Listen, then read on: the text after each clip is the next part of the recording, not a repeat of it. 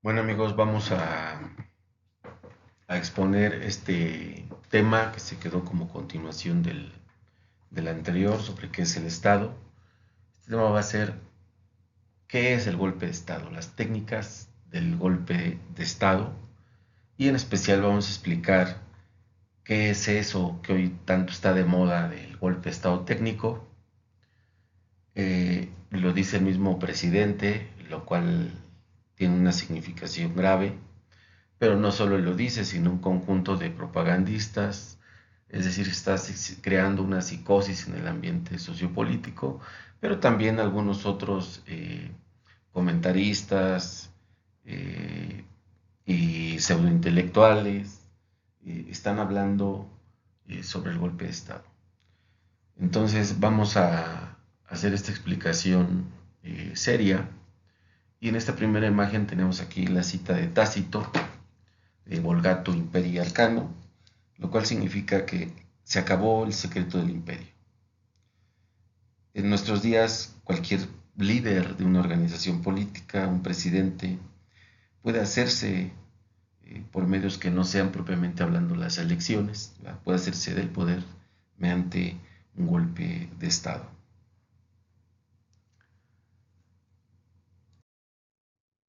Y antes de pasar al, al tema en cuestión, para hablar del golpe del Estado, pues hay que recordar la definición de Estado que se vio en el video pasado.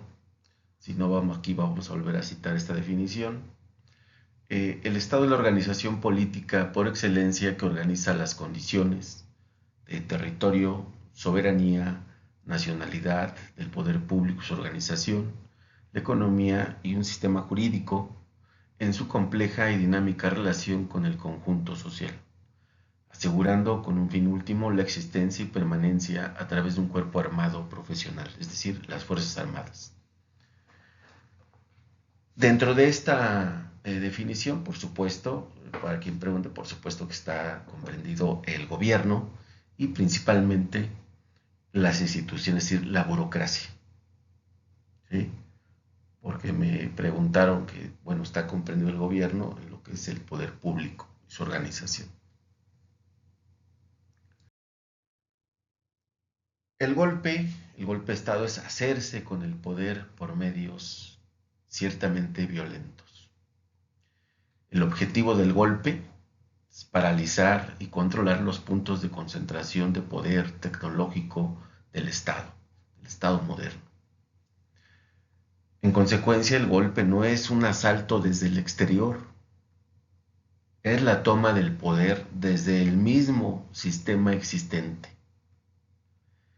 El golpe es el proceso de infiltrar un grupo reducido pero vital e importante en el mismo mecanismo del Estado para desplazar al gobierno del control del resto de la organización del Estado, del mando y control del gobierno, de sus principales instituciones y por supuesto de las Fuerzas Armadas. Dicho sea de paso, recordar aquí un punto que es importante, aunque muchas veces no está documentado ni acreditado, pero se los comento. Siempre que se da un golpe de Estado, lo dan las Fuerzas Armadas. Sin embargo, no van solas, es decir, pueden aparecer como en la escena pública como solas las que dan el golpe, pero generalmente lo que pasa en la vida real tras bambalinas es que hay una élite política organizada paralelamente en coordinación con un sector de las Fuerzas Armadas. Ahora bien, hay condiciones básicas y vitales para posibilitar que se dé el golpe. La primera de ellas son las condiciones sociales, políticas y económicas del país objetivo del golpe y que deberá existir una participación limitada en política en relación con su nivel poblacional.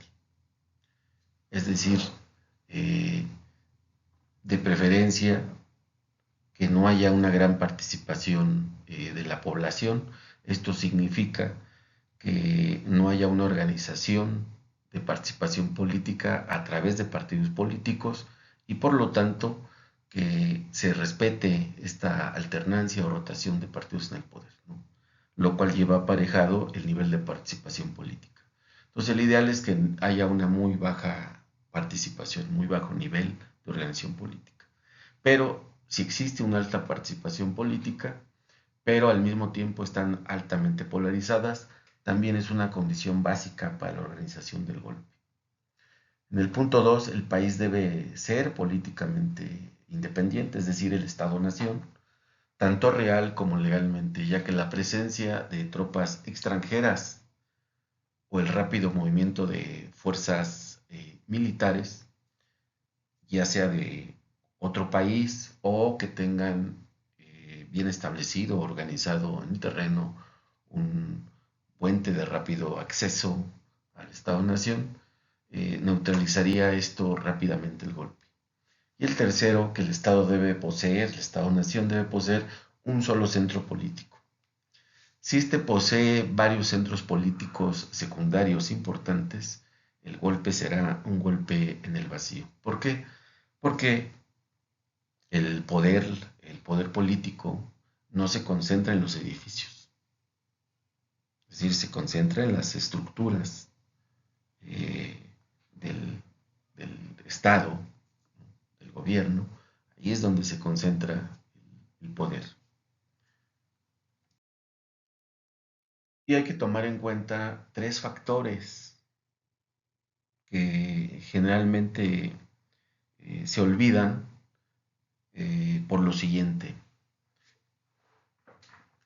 Porque vamos a ver como ejemplo el llamado vulgarmente autogolpe en Perú, el presidente, y que se le olvidó considerar el último factor, que es la estructura de las Fuerzas Armadas y de seguridad dentro del Estado. Es decir, hizo una muy mala evaluación ese presidente del Perú porque no evaluó bien la estructura política, pensaba que todo lo tenía controlado.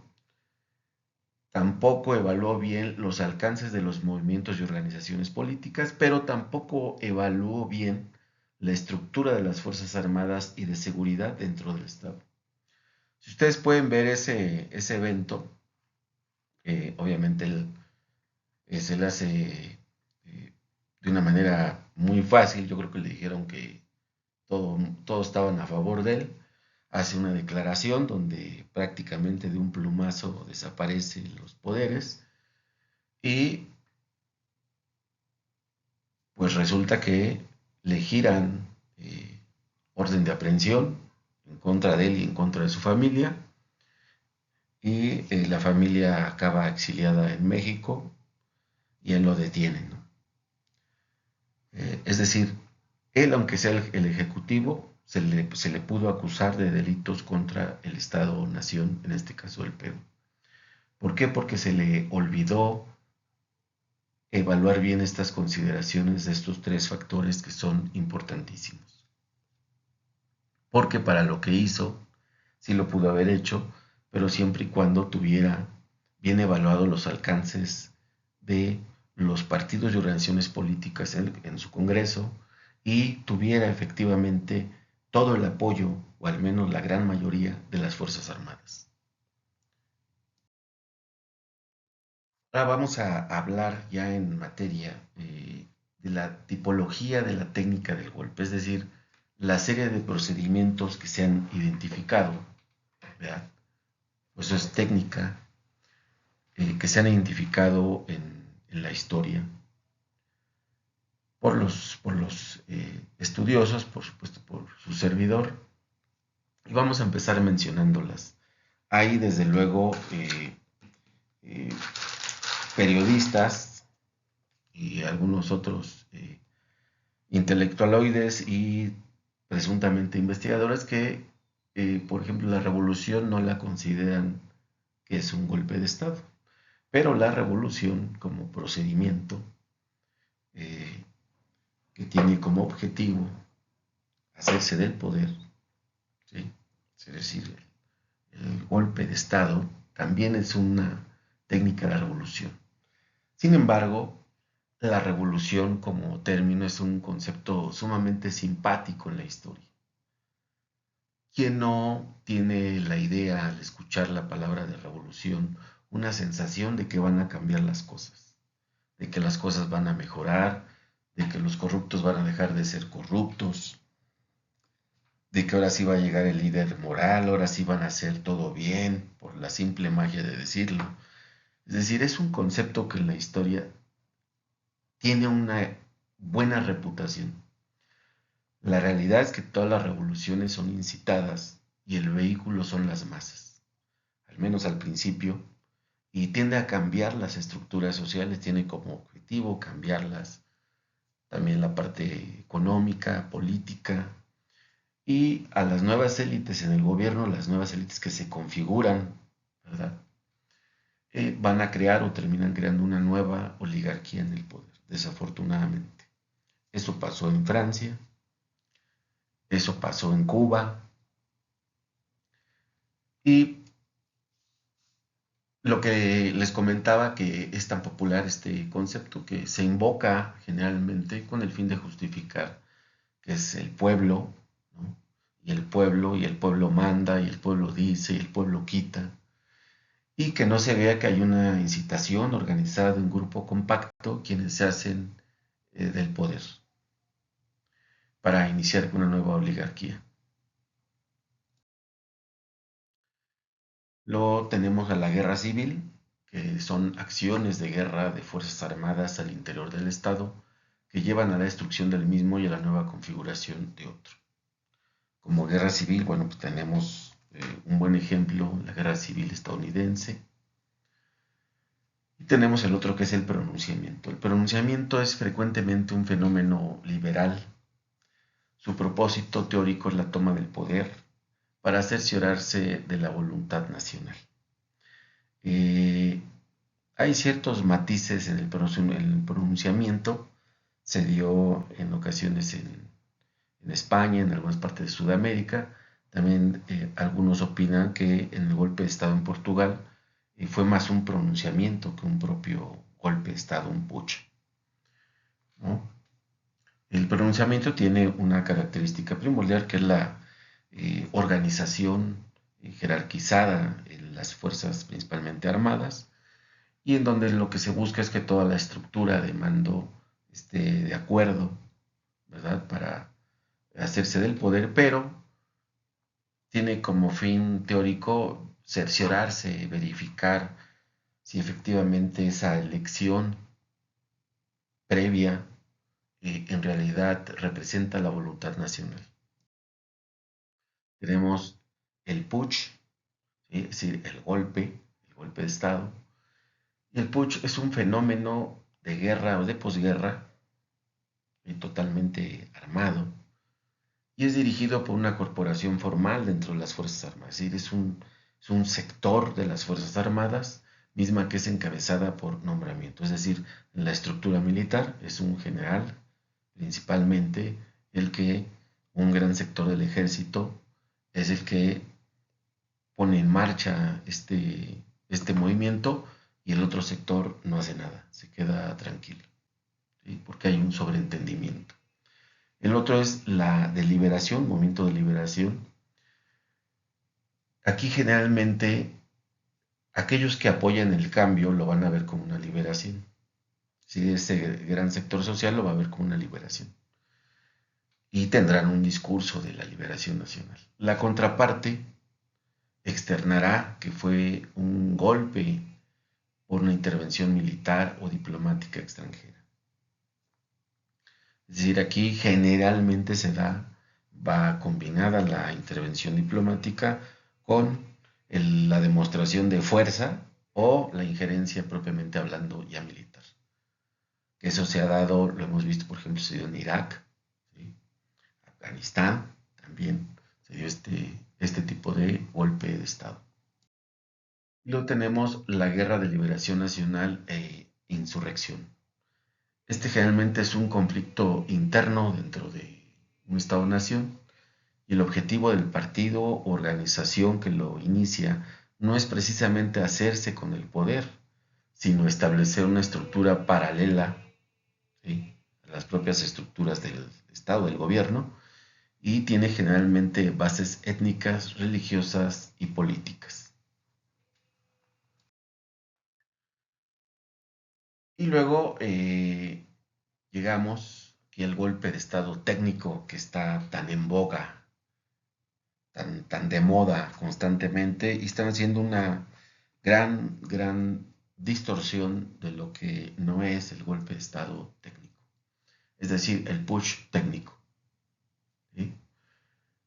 Se da primordialmente en las condiciones de una democracia, pero en las condiciones presentes de la vida democrática, no antes ni después, sino presentes, porque lo que viene después de este golpe de Estado técnico no necesariamente va a ser una democracia, donde hay división de poder, rotación de partidos en el poder y equilibrios institucionales claros.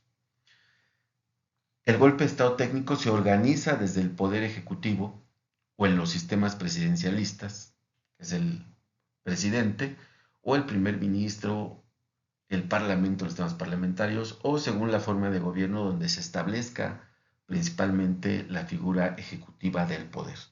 Por ejemplo, en Alemania, ¿sí?, el parlamento es quien designa al primer ministro, así al jefe del gobierno. Y como punto principal tiene la motivación de concentrar el poder, eliminar la división del poder y los equilibrios institucionales, así como detener la rotación de partidos, cambiar fácilmente la constitución y en consecuencia establecer un nuevo Estado. Eh, ya veíamos en la definición que se dio que el Estado es la organización política que se encarga, ¿verdad?, de organizar las condiciones de todo lo que ya mencionamos. En consecuencia, ellos van a poner a su, a su gobierno, van a llevar a cabo elecciones sin competencia y en consecuencia malamente se va a establecer una nueva oligarquía en el poder.